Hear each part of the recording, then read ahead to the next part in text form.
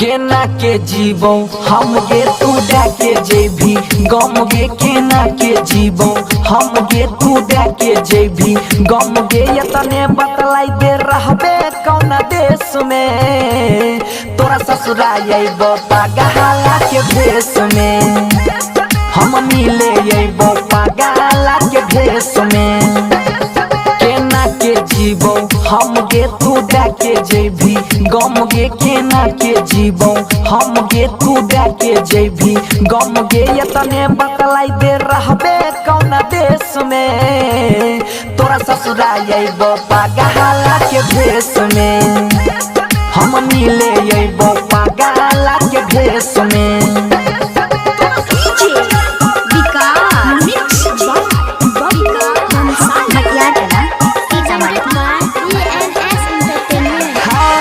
मारी लेबो चाकू दिल में हाथ लेबो चीर गे तोरा खातिर बह न जाइबो छौरिया फकीर गे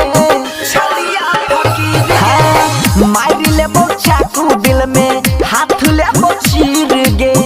तोरा खातिर बह न जाइबो छौरिया फकीर गे बचपन के छियो यार गे हम करैरी हो प्यार गे बचपन के छियो यार गे हम करैरी हो प्यार गे घुट घुट के जी हम ले बाऊ गे कलेश में तोरा ससुराल अइबो पागला के भेष में हम मिले अइबो पागला के भेष में।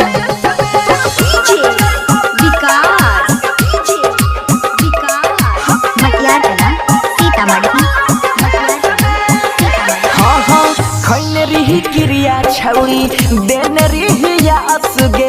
चल जाय भी जहान हमर तोड़ के भी सवास गे तोड़ के भी सवास गे खैने रिहि क्रिया छौरी देन रिहिया असगे चल जाय भी जहान हमर तोड़ के भी सवास गे कहै छौ बनसी धर गे सुधीर के जई में घर गे कहै छौ बनसी धर गे जई में सुधीर के घर गे सोनू अजैया फसतौ बड़का केस में तोरा ससुराल अइबो पागला के भेष में हम मिले अइबो पागला के भेष में केना के जीवो हम गे तू डाके जेभी गम गे केना के जीवो हम गे तू डाके जेभी गम गे यतने बतलाई दे रहबे कौन देश में तोरा ससुराल अइबो पागला के भेष में हम मिले अइबो पागला के भेष में। जय मां Katyani recording studio mix by Bittu Yadav.